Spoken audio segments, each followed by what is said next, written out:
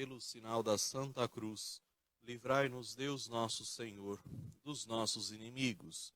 Em nome do Pai, e do Filho, e do Espírito Santo. Amém. Meu Senhor e meu Deus, eu creio firmemente que estás aqui, que me vês, que me ouves. Adoro-te com profunda reverência. Peço-te perdão dos meus pecados e graça para fazer com fruto este tempo de oração. Minha Mãe Imaculada, São José, meu Pai e Senhor, meu anjo da guarda, intercedei por mim.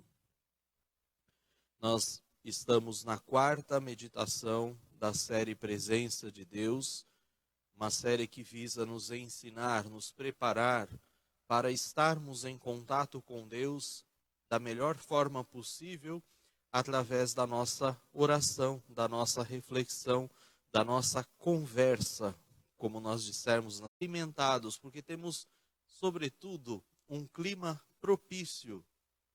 A planta também, ela não cresce simplesmente por ser regada, por ser adubada, mas ela também cresce por encontrar um clima propício. Então, exatamente quando nós falamos de condições de oração, nós hoje estamos falando sobre o recolhimento, nós estamos falando deste clima propício, deste ambiente favorável para a nossa vida de oração. Em primeiro lugar, para que nós possamos fazer um bom momento de oração, nós precisamos de algumas condições exteriores que são imprescindíveis para a nossa vida de oração. E essa condição é exatamente o recolhimento exterior. Ninguém consegue conversar, ninguém consegue se comunicar num ambiente onde o barulho é ensurdecedor, onde há um barulho estridente. Por exemplo, ninguém vai conseguir conversar normalmente se estiver no meio de um show de rock pesado. Ninguém vai conseguir se comunicar, é praticamente impossível. Ou se a gente estiver no meio de uma torcida organizada de um dos grandes times de futebol e tentarmos nos comunicar ali, vai ser praticamente impossível isso. Então é importante que a nossa comunicação com Deus tenha este ambiente exterior favorável. É verdade, nós já dissemos isso aqui tantas e tantas vezes, que é possível a gente rezar bem na rua, no carro, no ônibus, no trem. Nós falamos para trabalhadores, aquele trem das 6 horas da manhã entulhado de gente, em meio ao barulho do trânsito, ao corre-corre. É possível fazer tudo isso, mas para que a gente faça tudo isso, é preciso que a gente tenha um outro tipo de recolhimento, que é o recolhimento interior. Então, recolhimento exterior, as condições, o barulho, e o recolhimento interior, que nós também vamos falar aqui. Em todo caso, é preciso que nós nos esforcemos por garantir, mesmo que a gente seja craque em recolhimento interior, é necessário, é preciso que a gente se esforce pelo menos o mínimo necessário para que também haja um recolhimento exterior para a nossa oração. E isso de forma concreta, e eu volto a insistir nesse aspecto, rezar, orar num ambiente que nos permita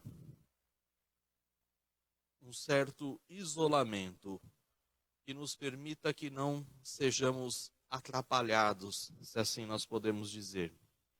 Contudo, muito mais importante do que estas condições exteriores, que vão nos ajudar muito, são exatamente as condições interiores que são necessárias para a oração. E eu quero aqui, pois, pensar exatamente começar pensando nessa questão do recolhimento interior.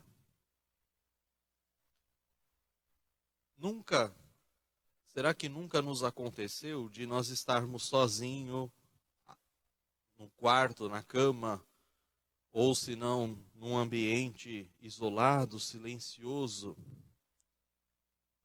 e a gente percebe que ainda estando assim, a gente muitas vezes não consegue se concentrar naquilo que estamos fazendo.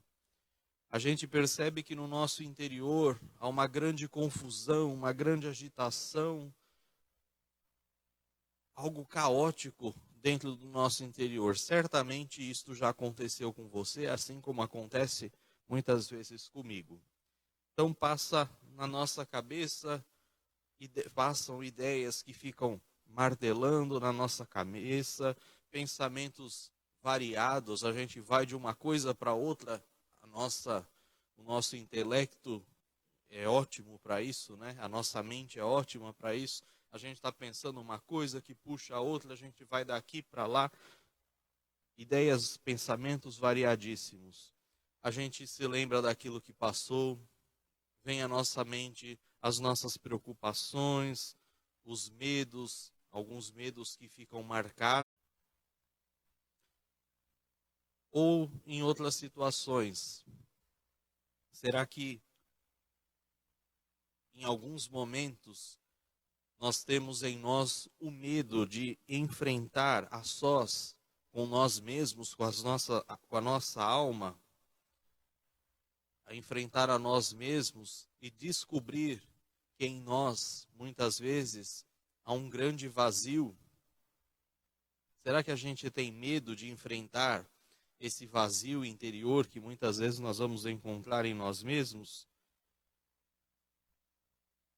Você deve conhecer, assim como eu conheço, pessoas que são incapazes de ficar 10 minutos a sós. Pessoas que são incapazes de ficar 10 minutos em silêncio. Parece que essas pessoas sentem um tipo de vertigem, experimentam um mal-estar. Do nada, essas pessoas parecem que estão em grande risco, porque estão ali sozinhas, porque estão ali isoladas por alguma questão, por algum motivo. Isso porque, em muitas situações, nós queremos evitar de escutar a voz da nossa consciência. E é por isso que muitas vezes nós e essas pessoas tentam se esquivar da sinceridade, da verdade, e para isso vão usando diversas técnicas de fuga. Quais são as fugas que nós estamos usando no nosso tempo? A gente às vezes passa horas e horas à toa na internet, ou horas e horas na televisão, horas e horas com um som alto ligado para evitar qualquer tipo de silêncio, ou a gente se perde em baladas, em bebida, ou senão a gente dorme horas e horas além daquilo que é necessário, além daquilo que é preciso para o nosso descanso. Então, estes são sinais de almas que estão vazias e que precisam de alguma coisa para tapar esses buracos, para tapar estes vazios. Então, como você pode perceber, a gente acabou de descrever duas situações que nos impedem de fazer o nosso recolhimento interior e que são muito comuns. O primeiro deles, como eu disse, o descontrole da nossa imaginação, e o segundo, o medo de estar a sós e de ser sincero consigo mesmo. Hoje nós vamos ficar apenas com a questão do recolhimento interior, com a questão da imaginação descontrolada, mas na próxima semana nós vamos refletir exatamente sobre esta questão do medo de si mesmo, do medo de enfrentar o silêncio. Para que a gente possa conquistar esse domínio interior, esse recolhimento interior, para que a gente possa dominar o caos que muitas vezes é a nossa imaginação, a memória dos nossos sentimentos, existem 3 meios que eu gostaria de refletir aqui hoje. O primeiro deles é muito simples, porém não é nada fácil de consegui-lo. Este meio é exatamente a ordem, a organização. E quando a gente fala em ordem, a gente está falando tanto nas tarefas, a ordem no aspecto material, também quanto a ordem em relação aos nossos horários, ao nosso dia. Então, uma ordem um pouco assim de organização, mesmo das tarefas, das atividades. Uma pessoa que é desorganizada, ela vive como se sua cabeça fosse uma caixa de abelhas, uma caixa de marimbondos. E aquele barulho, aquela movimentação, aquela agitação, ela nunca é capaz de trazer sossego para essa pessoa. Aí a pessoa fica com aquelas frases: eu tenho tanto para fazer, mas o que eu vou fazer primeiro? Hoje eu tenho tanta coisa para fazer, eu não sei nem por onde eu vou começar. Eu esqueci de fazer tal coisa, eu não previ tal situação, eu não anotei na minha agenda, enfim, vou chegar tarde, vou perder o prazo. São frases muito comuns no nosso dia a dia. Ou senão a gente se frustra. Por que não aproveitou a chance de fazer uma ligação, de fazer uma visita, de ao menos tentar encaminhar, resolver aquele problema, aquela dificuldade que já está nos frustrando, já está nos incomodando há bastante tempo? Esqueci do aniversário daquela pessoa querida. Eu deixei para estudar para as provas em cima da hora, agora não dá para rever o conteúdo da forma que eu precisava, da forma que eu queria, enfim. O livro Caminho de São José Maria, nos pontos 79 e 80, vai dizer assim: virtude sem ordem, estranha virtude. E depois, quando tiveres ordem, multiplicar-se-á o teu tempo. Um conselho: num dia que você estiver afobado, que você estiver agoniado, porque tem um monte de coisas a fazer, no dia que você estiver com aquela agitação interior, porque não consegue organizar a sua vida, pare. Se tranquilize por ao menos 5 minutinhos. E aí numa folha de papel, você faz ali, primeiro você faz uma lista de tudo aquilo que está pendente, de tudo aquilo que você tem que resolver, num primeiro momento. Coloca ali, faz uma listinha.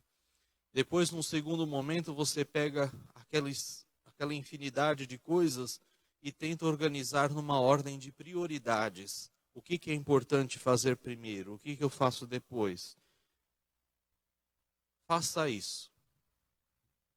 Coloque isso. E você vai perceber que duas coisas.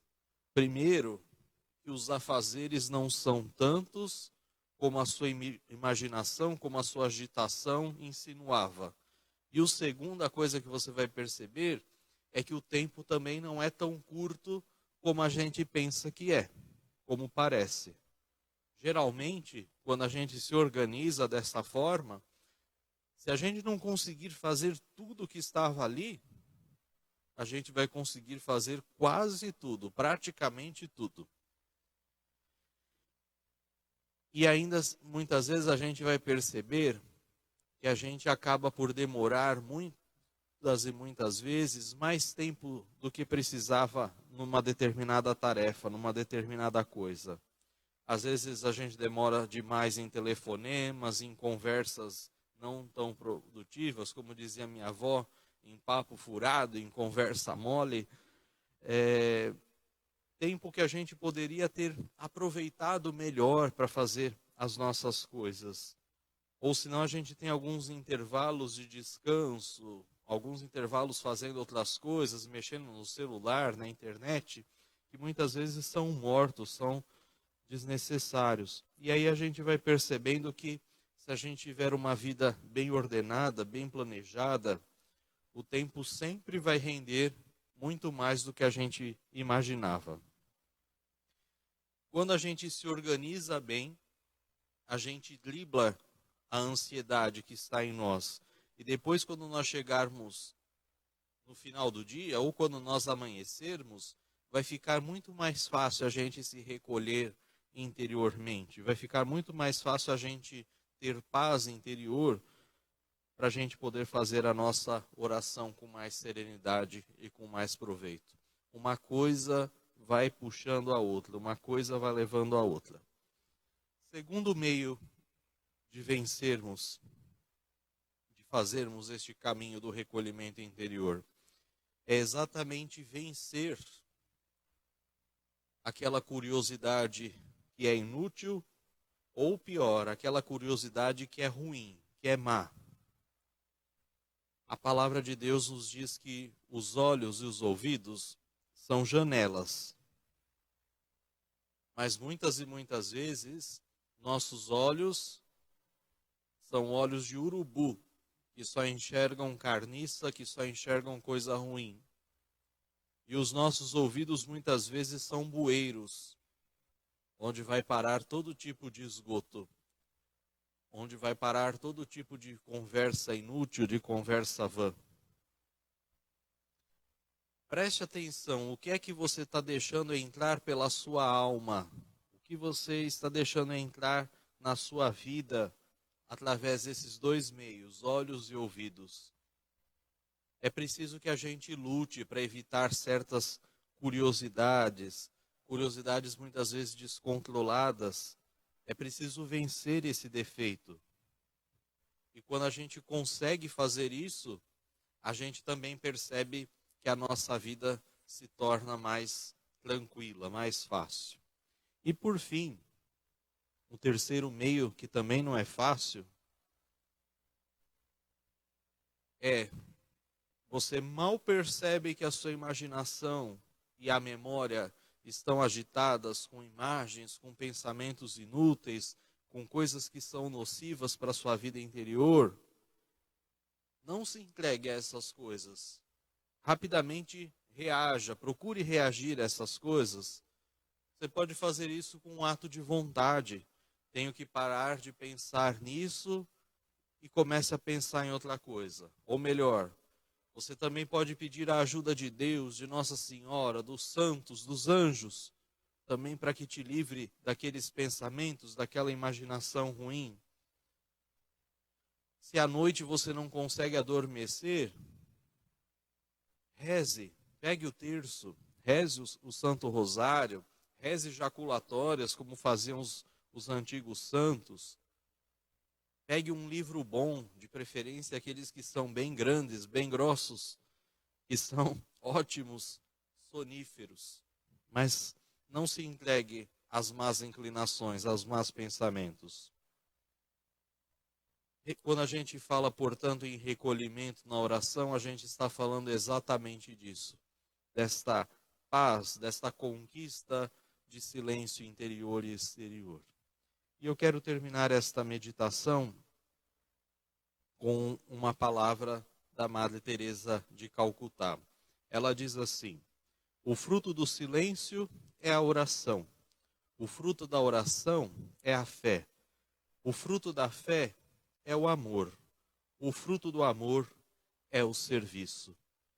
Portanto, o fruto do serviço é a paz. Ou seja, a nossa intimidade com Deus, ela sempre nos levará ao serviço aos irmãos e irmãs. Que o Senhor nos ajude a termos esta paz interior. Amém.